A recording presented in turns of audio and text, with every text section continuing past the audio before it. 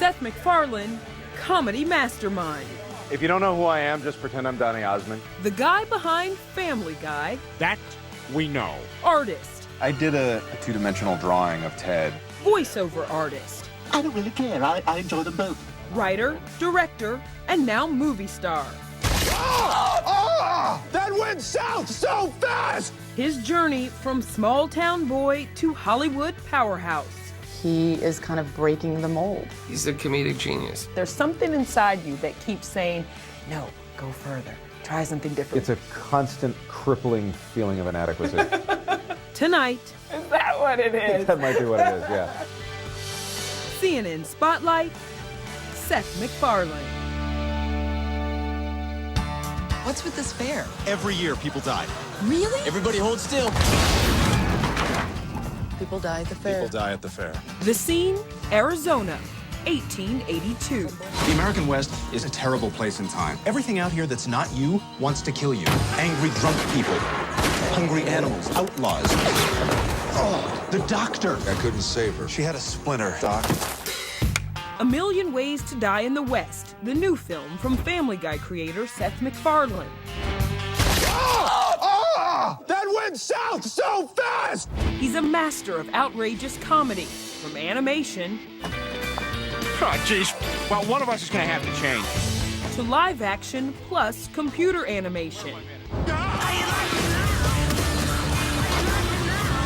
To his latest, live action minus animation.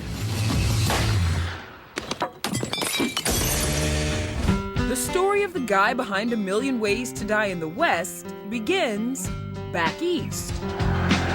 In small-town New England, quiet Kent, Connecticut. He's the eldest of two kids. Who's this guy? That is Jonathan Winters. No, this is me as a child. What was I, like less than a year old? What do you have on? It looks like overalls, but it looks like I've pulled the straps down to be sexy. It's I don't know. adorable. Yeah. The hair's still the same, though. You It's still exactly have your the flip same. up. Like a lot of tots, baby Seth loves cartoons. I would watch Woody Woodpecker and Fred Flintstone. Unlike a lot of tots, baby Seth can draw them. It's the Flintstones. These are from when I was 2. For some reason, Fred is waving the American flag. I'm blown away by these, but Barney is spelled wrong. Come on. It is, yeah, I know. Listen, I'm embarrassed. If this isn't the ultimate sign that you were born to do this, I don't know what is. From the very beginning, I had a desire to copy other people's work.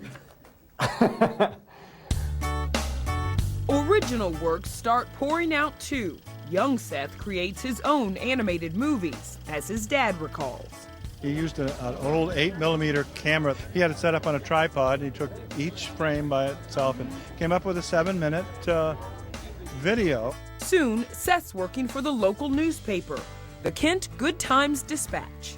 My first job was doing a cartoon when I was about 9 years old, and they paid me $5 a week.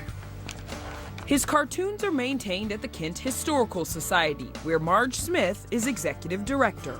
Anything that caught his fancy, he'd figure out a way to make it funny.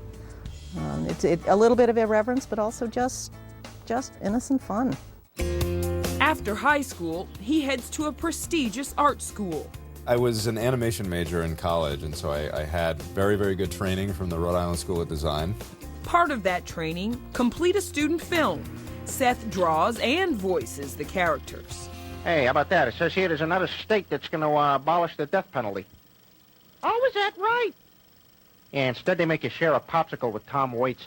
When did you discover that you could actually do voices as well? I was pretty young, began with impressions. You guys have any Cheez-Its? Honey, I think we should move. Oh, fine, let's have this conversation for the test. His student project at the Rhode Island School of Design, a professor takes enough of an interest in and recommends that he takes it out to Hollywood.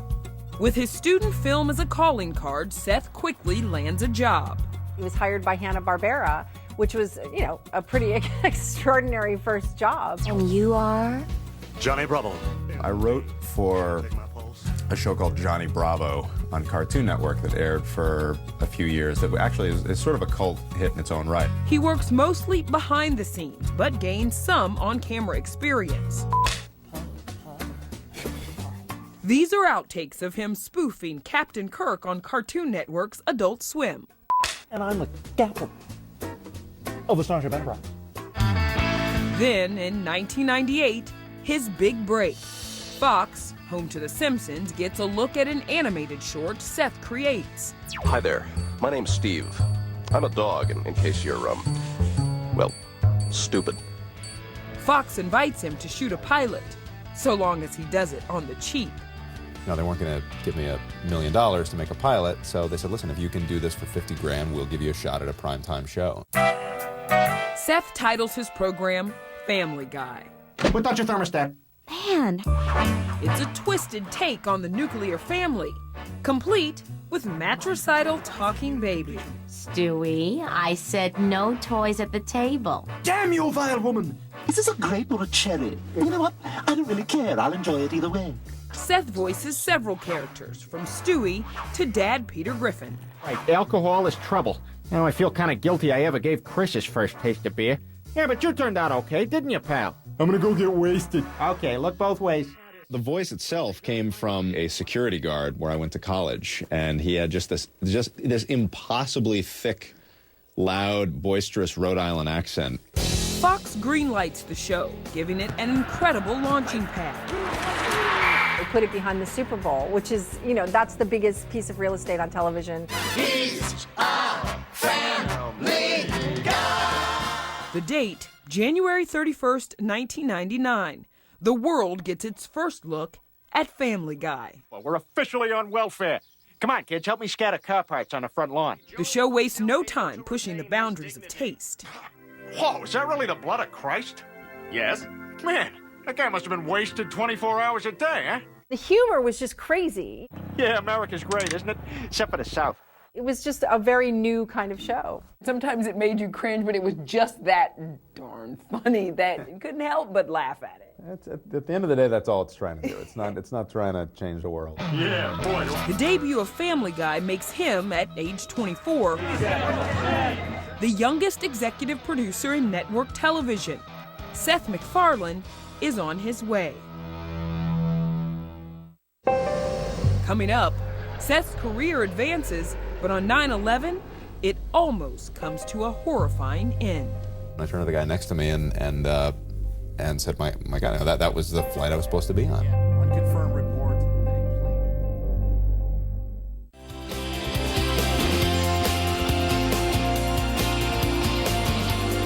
a And you're not exactly Mr. Cold Turkey either. Remember that time you tried to give up candy? I'll ask you one more time. Are you sure you didn't eat anything in my factory? No. While Family Guy is moving from time slot to time slot, its creator gets an invitation to speak at his alma mater in Rhode Island. The timing will have profound implications for Seth. The date? September 10th, 2001. The next morning, September 11th, he heads to Boston's Logan Airport to fly back to LA. I got to the counter and I said, yeah, I'm booked on flight 11. And the one behind the counter said, I'm sorry, you're too late. They just closed the gate. And I said, all right, well, I'll take the 11 o'clock. Went into the lounge, fell asleep, woke up about 45 minutes later to a commotion, and the first plane had hit. Unconfirmed report that a plane has crashed into one of the towers there. Sat there and watched the second plane hit. Another passenger plane hitting the World Trade Center. And I turned to the guy next to me and said, my God, that was the flight I was supposed to be on. The close call does not prompt Seth, an avowed atheist, to re-examine his worldview. I'm not a fatalist. I was not shaken to the core. He keeps his focus on Family Guy, but there, trouble's brewing. Whoops. Ratings keep sliding as the show is bounced around the schedule by Fox executives. They did not know their audience. They didn't know what they had. When the network announces its 2002 lineup, the word is out. We've been canceled. Oh no, Peter, how could they do that? Fox tosses the show onto the ash heap of syndication. They basically gave it to Cartoon Network in exchange for promotional plugs for the DVD. That could be all she wrote for Family Guy and Seth MacFarlane, but then something remarkable happens. It starts airing on Cartoon Network in reruns, and it's doing really well. Is there no hope? And then the DVDs go on sale and everybody wants it. That everybody who's a fan of the show wants it. Stupid remote's not doing anything. Fox execs begin to think, Oh boy. maybe we made a mistake. Then to Fox's credit, they did something that never happens in television, which is bring a show back from the dead. Backed by popular demand, Fox proudly announces the return of Family Guy with all new episodes. Those all-new episodes begin airing in the spring of 2005. Hey, Stewie, 3 o'clock, time for The View. No, not again! And Seth becomes an ever more powerful producer. Good morning, USA! Eventually creates a couple more shows, first American Dad, then The Cleveland Show. This is the Cleveland Show. American Dad, wildly successful. In 2008, Fox rewards him with a $100 million contract. Wow, you're in a good mood today. You bet I am. Reportedly making him TV's highest paid writer-producer. That's what my lawyers tell me. In his spare time, he records an album of big band music. Music is better than words. And now, please welcome your roast master, Seth MacFarlane. And he headlines some of Comedy Central's roasts, like the epic one of Charlie Sheen. Yes, we're here tonight to honor and hopefully arrest a man who was great in two things 25 years ago, Charlie Sheen. In 2012, he makes another bold move. I'm gonna name you Teddy. Directing his first feature. Ted, the story of a stuffed animal come to life and his lifelong pal. In a perfect world, we wanted to do like an R-rated E.T. You know what I like to do to her? Something I call a dirty fuzzy. Laurie? The concept is so out there, Mark Wahlberg initially balks at it. The pitch is, okay, it's this guy and his teddy bear running around. And I'm like, well, no, I don't want to do that. I'm not doing the whole teddy bear thing. Come on, let's sing the thunder song. When you hear the sound of thunder, don't you get too scared. Seth voices the title character and helps animate Ted through motion capture technology. Well, I am a former celebrity in a minimum wage job. The film opens in June of 2012 and becomes an unexpected and gigantic hit. And let him in. Yeah, let him in. Exactly. Right. Good. Okay. All of the success with Ted, were you kind of like, how did this happen? I had no idea what to expect from Ted. I love you. I love you too. You know, I wasn't thinking in terms of commercial viability, in terms of you know, what was going to sell. But sell it does. On top of that, Seth earns an Oscar nomination for co-writing a song in the film. Everybody needs a best friend. He'll be playing a much bigger role at these Academy Awards than just nominee. Good morning.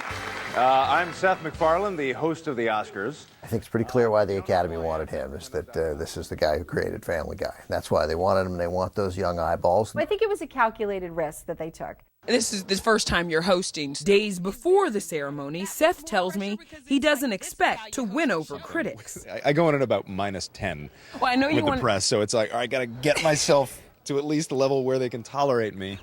And then maybe from there I have a shot at actually getting a positive review. Ladies and gentlemen, please welcome your host, Seth MacFarlane. The curtain rises February 24th, 2013. Good evening, ladies and gentlemen. Welcome to the Oscars. And the quest to make Tommy Lee Jones laugh begins now. One comedy number becomes controversial, where Seth sings about actresses who have appeared nude in films. Kristen Stewart, we saw your boobs in On the Road, and in Monster, we saw Charlize Theron's.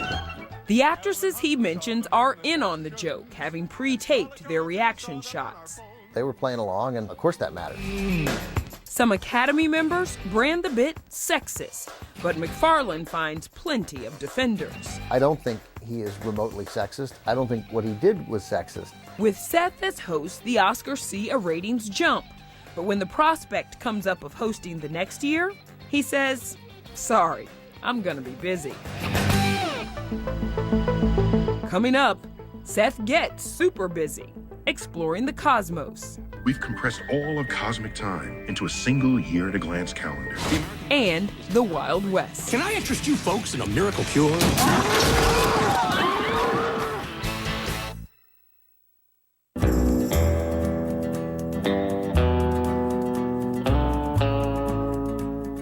Okay, all right, get ready. I'm about to shoot a full load at your cans.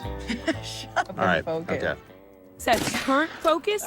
Filmmaking, as the writer, producer, director, and star of A Million Ways to Die in the West. This is a weed cookie, isn't it? What was it about the Old West that made you say, this is what I'm going to do with this backdrop? I have always been a fan of Westerns, both in film and television, and it had been a while since anyone had really done a Western comedy. The setting may be the Old West, but the script is full of Seth's contemporary humor. The American West is a disgusting, awful, dirty, dangerous place. Look around you. Everything out here that's not you wants to kill you. Outlaws, angry drunk people, scorned hookers, hungry animals, diseases. You can get killed just going to the bathroom. You're this kind of cerebral, bookish, urbane guy that's like plunked into the middle of, the Wild West. Where did that come from? Well, that was part of the grounding process, is to show this world through a modern lens. We romanticize this period, but the fact is, if you actually lived there, it would have just been a horrible, miserable, terrible, depressing, dangerous place to be. And, particularly if you were not an alpha. I gotta get a running start. Dude, you really shouldn't drink and horse. The character seemed like a good fit. If I was doing a Holocaust drama, I probably would not cast myself. Seth plays Albert, a fearful sheep farmer who toughens up with the help of his sure-shot, gunslinging love interest, played by Charlize Theron. I'm gonna teach you how to shoot.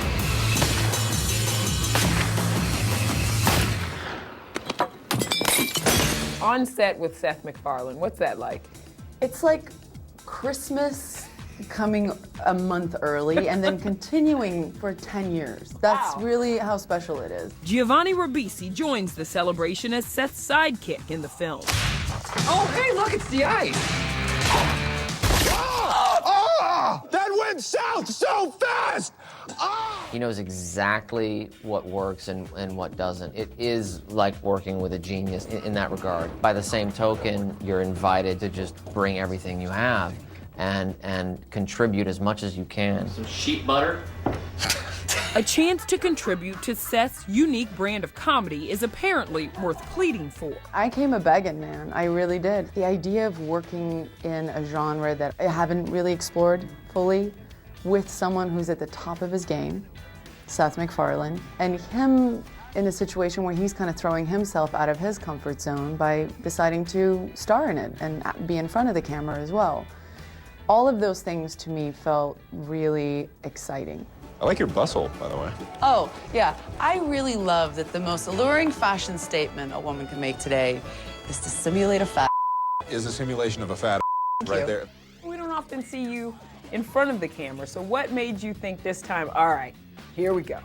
Throughout the course of my career, I've managed to continue to challenge myself and to try things that I haven't tried and to keep scaring myself. I'm not really content creatively unless I'm doing something that scares me a little bit, that's stimulating. Seth's creative thrill-seeking has a track record of paying off, so much so he can get Hollywood to greenlight a seemingly unsexy science project.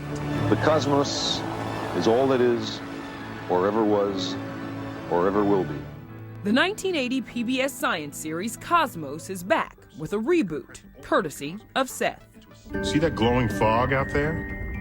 It's radiation left over from the Big Bang. You are a big proponent of science and furthering science education. Why so? Why are you so passionate about that? We all benefit from it, and yet there's a lot of fear. You take the insane anti-vaccination trend. It's the prime example right now of why Cosmos is necessary. There is no more reliable, more self-policing mechanism than science. Science is going to tell science when science is wrong. He knows about bringing shows back from the dead. Television's better for having that show on.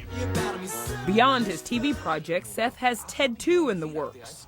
Bring it in, you bastard. Come on. I love you. Sorry, that's the thing. The old... Yeah. Yeah, no. And more music coming with a new album of holiday classics. Just forget about words and sing her a song. There's something inside you that keeps saying, no, go further. Try something different.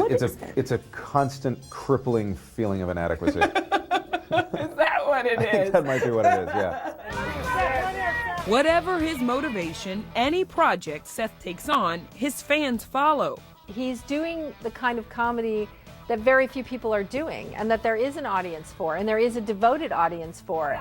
Devoted fans and family. We spoke to your dad at the premiere last night, and here's what he said. I just have such great respect for him, and he's still a very, very grounded and kind and focused human being. He's a good soul, a good person, and that's more than anything else what I'm proud of. My dad's such a... I'm gonna get him for that, man. Oh, man, I'm gonna get you guys, son of a... I didn't expect that. With Seth MacFarlane, always expect the unexpected.